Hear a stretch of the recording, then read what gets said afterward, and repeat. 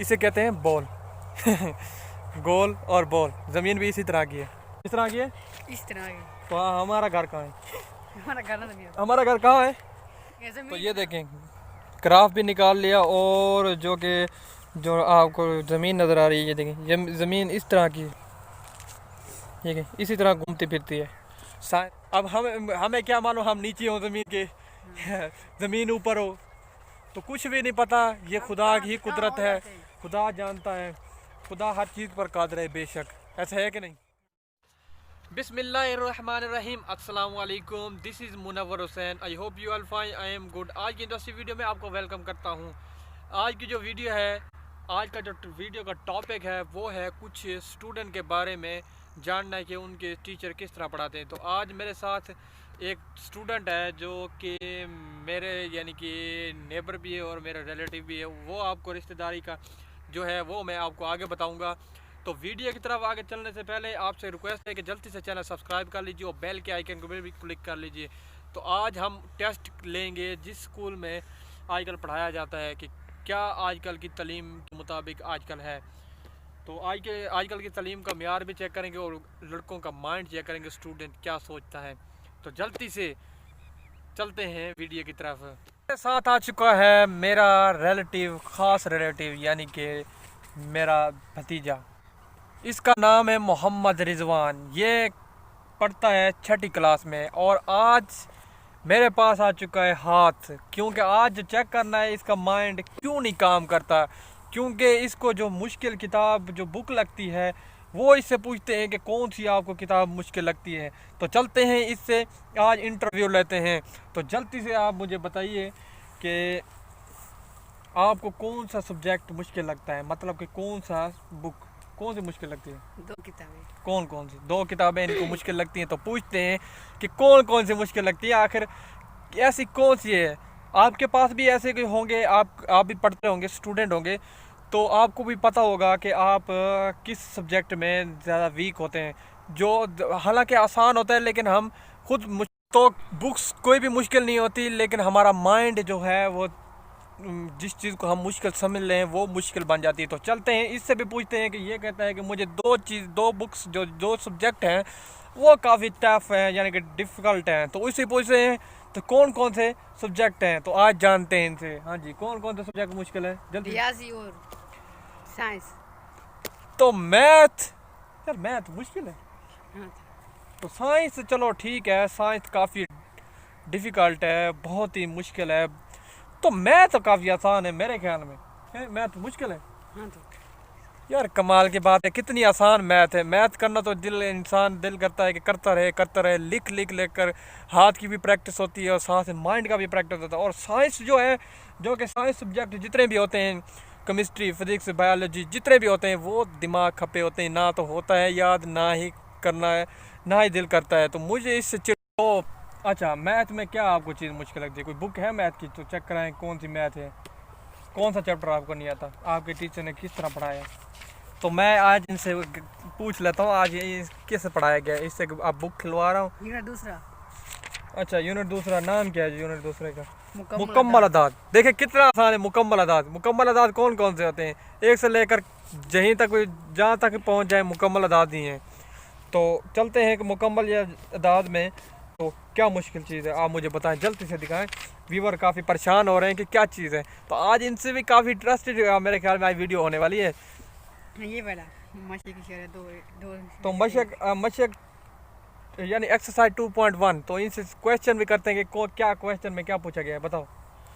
ये वाला दर्ज झैल मुकम्मल अदद में से हर एक का अगला अदद और पिछले अदद लिखें। तो कितना आसान सवाल है कि क्या, ठीक है, इससे यही पूछा गया है कि अगला दाद कौन सा है और पीछे वाला दाद कौन सा है। तो आपको मैं भी दिखाता भी हूँ, ये देखें, नज़दीक से दिखाता हूँ। ये देखें, ये क्वेश्चन है, यानी कि आपको उल्ट नज़र आ रहा होगा क्योंकि कैमरा सही तरह से कैप्चर नहीं कर रहा, क्योंकि मिरर जिस तरह के होता है वो कैमरा तो उल्ट ही पकड़ता है अल्फाज। तो मैं आपको बताता हूँ कि अगला दाद और पिछला दाद। 36 का अगला दाद कौन सा है? 37। तो पिछला 36। तो देखें, पहला क्वेश्चन हो गया, आगे चलते हैं। अच्छा, 509 से आगे मुसलसल 3 मुकम्मल अदा लिखें। कौन कौन से हैं? 500 आगे, 509, 510, 511, 512। तो देखें क्वेश्चन भी आ गया, साथ आंसर भी बगैर किसी हेल्पिंग बुक के। तो और भी सवाल पूछते हैं। अच्छा, 6 से छोटे कुदरती अदा लिखें। कितने आसान है, बहुत ही। 5 4 3 2 1 का मकसद यही था इनसे, क्योंकि ये मेरे पास आता है कि भाई मैथ जो है वो काफ़ी मुश्किल सब्जेक्ट है। तो मैं तो कहता हूँ कि मैथ काफ़ी आसान है, लेकिन किसी को मुश्किल लगती होगी, लेकिन मुझे जो है वो काफ़ी आसान लगती है। क्यों आसान लगती है? क्योंकि मेरा सब्जेक्ट भी मैथ है, तो मैं मैथ ही करता हूँ। तो अक्सर तौर पर हमने जो सर खपाया वो मैथ में, तो अब तो हमें आसान ही लगती होगी, क्योंकि जो चीज़ समझ जाए ना इंसान वो आसान ही लगती है, और जो इंसान चीज़ छोड़ दे वो सारी ज़िंदगी मुश्किल तो मुश्किल ही लगती है, क्योंकि हम पहले भी मुश्किल होने की वजह से छोड़ दिया था। तो इनसे पूछते हैं कि ये बताता है कि हमारे टीचर इस तरह पढ़ाते हैं कि ये वो ये वो है, वो ये है। अब उनको समझाना आता नहीं। मैं उस टीचर के बारे में बात नहीं कर रहा जो टीचर इसको पढ़ाते हैं, ऐसे है कि नहीं। टीचर का गिला नहीं करना चाहिए, टीचर का कसूर भी नहीं है। टीचर का काम है समझाना और समझा के फिर चला जाना, लेकिन स्टूडेंट का भी काम है कि समझना। तो अब समझना है ये जब ये यानी कि कर रहे होते हैं, उस्ताद समझा रहा होता है कि जब टीचर समझा रहा होता है, टीचर कहता है कि हाँ भाई आज समझ आ गई, तो स्टूडेंट अपना जान छुड़ाने के लिए यही कह देते हैं कि हाँ समझ आ गई, चाहे उनके दिमाग में कुछ हो या ना हो। ऐसा है कि नहीं? हाँ, कह रहा है, मान रहा है, क्योंकि मैं भी पढ़ के आया हूँ।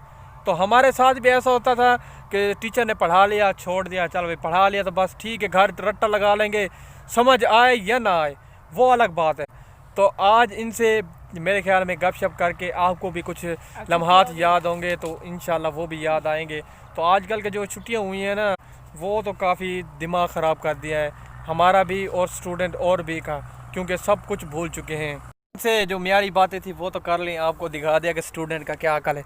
टीचर का कोई यानी कि इसमें कोई कसूर नहीं है, स्टूडेंट का ही कसूर है, और साथ ही वालिदैन का कसूर।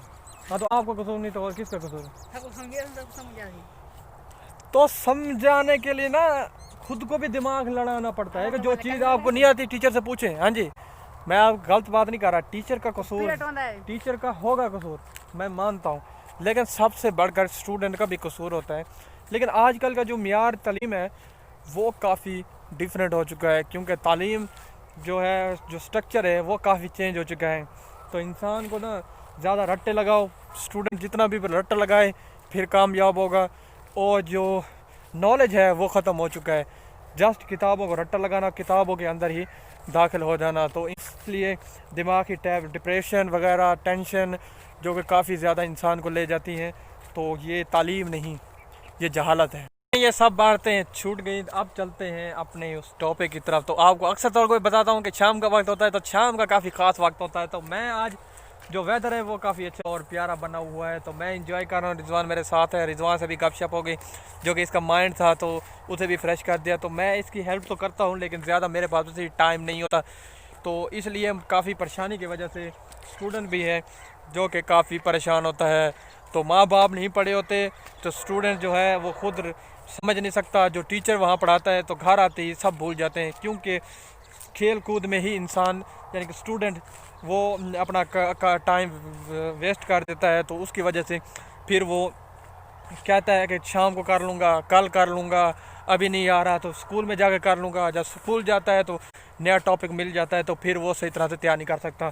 तो इस तरफ दे सकते हैं कि कितना सरसब्ज, और हमारा जो फेस जो है वो काफ़ी चमक रहा है। वो तो छोड़ देते हैं हर बातें और टॉपिक ही। तो आज जो हमारा टॉपिक था वो अच्छा ही था, लेकिन बाकी आपसे माजरत चाहता हूँ, जो भी टीचर है या वालिदैन है या स्टूडेंट है, बात करने का सिर्फ मकसद यही था कि आखिर कसूरवार कौन है, स्टूडेंट या टीचर या वालिदैन।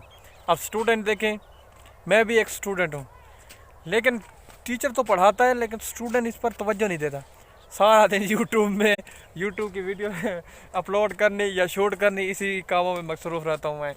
तो मैं भी एक स्टूडेंट हूँ, तो स्टूडेंट का भी कसूर है, टीचर का भी साथ साथ कसूर है कि जो आजकल का इल्म दे रहा है वो सिर्फ़ और सिर्फ रट्टेबाजी है। और सबसे बढ़कर हमारा तलीमी मियार, जो हमारे मुल्क का जो तलीमी मेयार है वो काफ़ी बिगड़ा हुआ लग रहा है मेरे ख्याल में, क्योंकि नॉलेज देना होता है, फ्रेश करना होता है, ना कि किताबों को रट्टे लगाने के लिए। रिजवान और मैं दोनों चहलकदमी में ही मसरूफ़ हैं और साथ साथ वीडियो भी शूट कर रहे हैं। तो इसी तरह हमारी टोर भी हल्की हल्की सी जल रही हो, तो आप मेरे पीछे देख सकते हैं कि वेदर भी काफ़ी सरसब्ज नज़र आ रहा है, यानी कि ज़मीन जो है, खेत जो है वो काफ़ी सरसब्ज नज़र आ रहा है। इसलिए शाम के वक्त ना वीडियो शूट करने का फ़ायदा ये है। क्या है, क्या है? बॉल, इसे कहते हैं बॉल। गोल और बॉल, ज़मीन भी इसी तरह की है। इस तरह की है, इस तरह की। तो हमारा घर कहाँ है? हमारा घर ना ज़मीन, हमारा घर कहाँ है? ये ज़मीन है ना। ये ज़मीन है, तो हमारा घर कहाँ है? नहीं पता, ज़मीन इस तरह है, ठीक है, इस तरह की है, तो हमें नहीं पता कि कौन सी कहाँ जगह हमारा घर है और किस तरह है, लेकिन मैप्स पर चेक करने की कोशिश करते हैं, वहाँ भी नज़र नहीं आता। कहाँ है हमारा घर, कहाँ है? किसी को पता है कि आपका घर कहाँ है? जिसको पता है वो कमेंट में बताए। तो ये देखें, ग्राफ भी निकाल लिया, और जो आपको ज़मीन नज़र आ रही है, ये देखें, ये ज़मीन इस तरह की, ठीक है, इसी तरह घूमती फिरती है। साइंसदान तो यही कहते हैं कि ज़मीन घूमती है, लेकिन क्या पता ज़मीन घूमती है या सूरज चलता है। सूरज घूमता है, हाँ। तो ज़मीन नहीं घूमती। मेरे ख्याल में सूरज वहीं खड़ा रहता है। साइंस कहती है कि सूरज वहीं खड़ा रहता है, ज़मीन घूमती है। ज़मीन घूमती तो है, 24 घंटे में एक चक्कर कंप्लीट करती है, यानी कि एक दिन में एक चक्कर। तो ये साइंस ही जानती है, तो खुदा क्या पता, क्योंकि खुदा जो कहता है कि वो सूरज हरकत करता है, ज़मीन हरकत नहीं करती। ज़मीन हरकत करता है, तो दोनों की कशमकश, लेकिन हम खुदा की मानेंगे। तो और देख सकते हैं कि ज़मीन देखें बराबर ही है, एक जैसी है, कहीं किसी तरफ भी ढिलवान नज़र नहीं आ रही कि जिस तरफ से हम गिर जाएं। हाँ। कोई ऐसा टॉपिक है? नहीं। एक टॉपिक है, तो वो जाता है ज़मीन की तरफ, तो कहता है कि मैं ढिलवान की तरफ जाऊंगा, नहीं उसका नाम मुझे याद नहीं है। तो वो कहता है कि मैं अगर मगरिब की तरफ जाऊं तो ज़मीन का ढिलवान होगा, क्या पता मैं गिर ना जाऊं। तो आप अगर पढ़े लिखे हैं तो वो मुझे उसका नाम नहीं याद आ रहा, तो वो उसने यही कहा था कि अगर मैं मगरिब की तरफ जाऊंगा ना तो कहीं मैं गिर ना जाऊं। अगर मगरिब की तरफ जाएगा तो गिर जाएगा, लेकिन नहीं गिरेगा, क्योंकि ज़मीन गोल है और कोई भी नहीं गिर सकता। अगर गिर जाएगा तो किधर जाएगा? अब हमें क्या मानो हम नीचे हो ज़मीन के, ज़मीन ऊपर हो, तो कुछ भी नहीं पता।